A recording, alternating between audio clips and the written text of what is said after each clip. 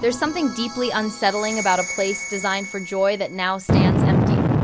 Imagine walking through rusted gates where thousands once rushed with excitement, past carousel horses frozen mid-gallop, their paint peeling like dead skin.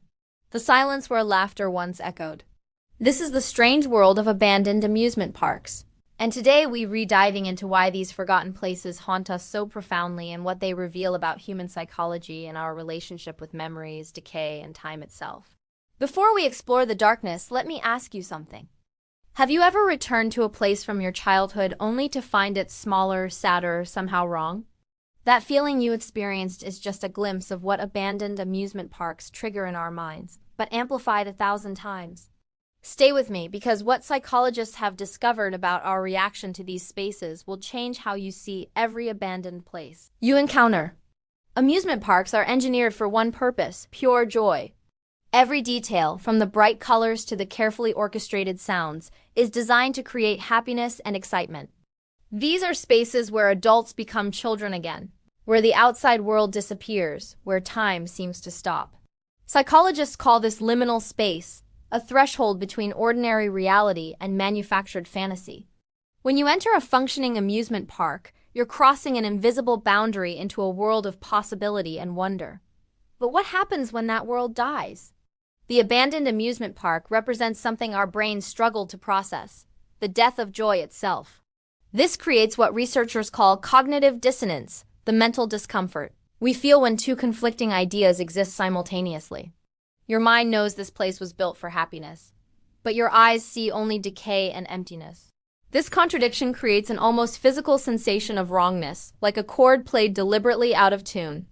It's why abandoned amusement parks appear so frequently in horror movies and nightmares. They represent a corruption of innocence, a perversion of what should be safe and fun. But there's something deeper happening here, something that speaks to our most fundamental fears. Psychologist Carl Jung talked about the shadow self, the parts of our psyche we don't want to acknowledge. Abandoned amusement parks are like the shadow self of entertainment culture. They show us what happens when the lights go out, when the crowd leaves, when the illusion breaks. Every rusted ride is a reminder that all joy is temporary, that entropy claims everything eventually, even our happiest memories. Let's talk about specific examples, because the reality is even more haunting than the theory. Six Flags New Orleans, abandoned since Hurricane Katrina in 2005, became an instant icon of urban decay. The park, once filled with the sounds of splashing water and screaming riders, now sits silent except for the wind moving through broken structures. Photographers and urban explorers who ventured inside report an overwhelming sense of sadness, describing it as walking through a graveyard of childhood dreams. The psychology here is complex. We're not just mourning the park itself, but what it represents: lost innocence, failed recovery, communities that never fully healed. Then there's Free Park in Berlin, abandoned in 2002 after going bankrupt. What makes this place particularly eerie is how nature has reclaimed it. Vines grow through carousel mechanisms, trees sprout from bumper car arenas, and the famous swan boats sit partially submerged in green, stagnant water. This intersection of nature and decay triggers what researchers call ruin aesthetics, our strange attraction to beautiful destruction. There's something almost peaceful about watching nature win against human construction, even as it unsettles us. It reminds us that we're temporary, that eventually the planet will erase every trace of our existence, including our attempts at creating joy. Nara Dreamland in Japan, which closed in 2006 and was demolished in 2016, represented something even more psychologically complex. This park was Japan's answer to Disneyland, a direct copy built when Disney refused to franchise in Asia. For decades it thrived, then suddenly it didn't. Before demolition, it became one of the world's most famous abandoned sites, with its Sleeping Beauty castle standing as a monument to failed dreams. Japanese visitors reported feeling mono no aware, a cultural concept meaning the pathos of things and awareness of impermanence and gentle sadness at its passing. This emotional response shows how abandoned spaces can tap into deep cultural philosophies about existence and loss. Why are we so fascinated by these places? Why are we so fascinated by these places? Psychologists have identified several key factors. First, there's nostalgia, but not the warm, comfortable kind. This is what researchers call reflective nostalgia, a more complex emotion that acknowledges loss and change. When we look at abandoned amusement parks, we're not just remembering our own childhood visits, we're confronting the passage of time and our own mortality. Every faded cartoon character is a reminder that we too are aging, that our own bright colors will eventually fade. Second, there's the concept of forbidden spaces. Most abandoned amusement parks are off-limits, dangerous, illegal to enter. This forbidden quality makes them psychologically irresistible. Humans are drawn to transgression, to places we're not supposed to be.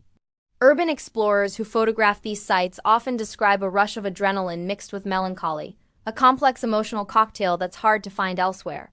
They're not just taking pictures. They're documenting the death of joy, preserving memories of places most people will never see again. Third, abandoned amusement parks represent what sociologists call capitalist ruins, the debris left behind when profit-driven enterprises fail. These spaces were built to extract money from happiness, to commodify joy itself. When they fail, they become monuments to capitalism's temporary nature, reminding us that even the most successful businesses eventually crumble. For some visitors, there's a quiet satisfaction in seeing corporate dreams decay, a reminder that money and marketing can't sustain themselves forever without substance. But here's where it gets really interesting. Abandoned amusement parks don't just die. They're reborn with new cultural meanings. They become film sets, photography subjects, urban legends, and tourist attractions in their own right. This transformation represents what anthropologists call cultural afterlife, where spaces take on new significance after their original purpose ends. The abandoned park becomes more than itself. It becomes a canvas for human fears, artistic expression, and philosophical reflection. Take the phenomenon of ruin porn, a controversial term for the aesthetic appreciation of decay. Abandoned amusement parks are prime subjects for this genre, with their photogenic combination of bright colors fading into rust and vegetation. Critics argue this romanticizes poverty and urban decay, but defenders say it helps us process difficult emotions about change and loss. The truth is probably somewhere in between. These images force us to confront uncomfortable truths about our society, that we build, abandon, and move on, leaving wreckage in our wake. Horror culture has particularly embraced abandoned amusement parks. Films like Zombieland and video games like Silent Hill use these settings because they trigger primal fears. A clown that should be funny becomes terrifying when its paint is peeling and its eyes are empty. A Ferris wheel that should offer beautiful views becomes a creaking monument to danger when it's rusted and unmaintained. This transformation from joy to fear fascinates psychologists because it shows how context can completely flip our emotional response to the same objects. There's also a spiritual dimension to how people experience these spaces. Some visitors report feeling presences, hearing phantom sounds of laughter and music, seeing shadows where none should exist. Whether you believe in ghosts or not, these reports reveal something important about human psychology. We project life into spaces that once held it. Our brains struggle to accept that a place so filled with energy and emotion could now be truly empty, so we populate it with phantoms of the past. This is our mind's way of processing loss, of keeping alive what has died. The cultural afterlife of abandoned amusement parks also includes activism and memory preservation. Some communities fight to save these spaces, recognizing them as important cultural landmarks. Others document them obsessively before demolition, creating archives of what will soon be lost. This preservation instinct shows our deeper need to control time's passage, to hold on to what's slipping away. We can't keep the parks themselves, but we can keep the memory, the photographs, the stories. In this way, the abandoned park achieves a kind of immortality, living on in digital form long after the physical space is gone. What does all this mean for us, for how we live our lives? Abandoned amusement parks teach us several uncomfortable truths. They remind us that nothing lasts forever, that all our constructions are temporary, that joy itself is fragile. But they also show us the power of memory, the importance of documenting what we love, and the strange beauty that they challenge us to think about what we're building now, what will remain when we're gone, and whether we're creating anything with lasting meaning or just more future ruins. These spaces also reflect our complex relationship with entertainment and happiness. We live in a culture obsessed with fun, with constant stimulation and manufactured joy. Abandoned amusement parks show us what happens when the party ends, when the crowd goes home, when the lights turn off. They're a memento mori for the entertainment age, a reminder that beneath all the excitement and noise is silence, stillness, and eventually decay. This doesn't make joy meaningless, but it does make it precious, temporary, worth savoring while it lasts. So the next time you see images of an abandoned amusement park, pay attention to what you feel.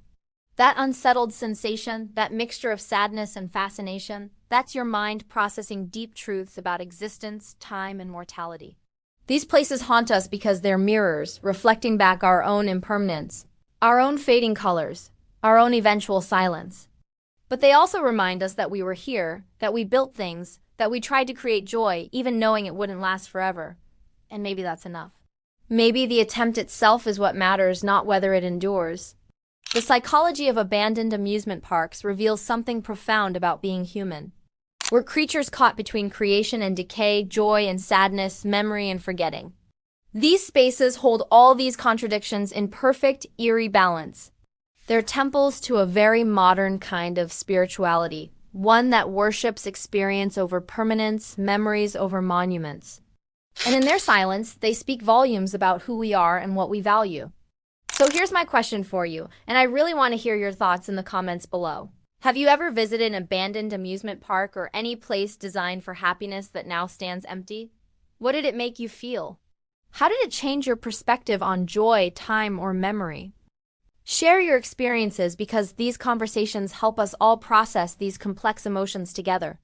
And if you found this exploration into the psychology of abandoned spaces fascinating, subscribe to The Curious Route because we're diving into the hidden meanings behind everyday things, the psychology behind places, and the strange truths that explain our world. Hit that subscribe button, and let's continue exploring the curious routes our minds and cultures take together. Until next time, stay curious.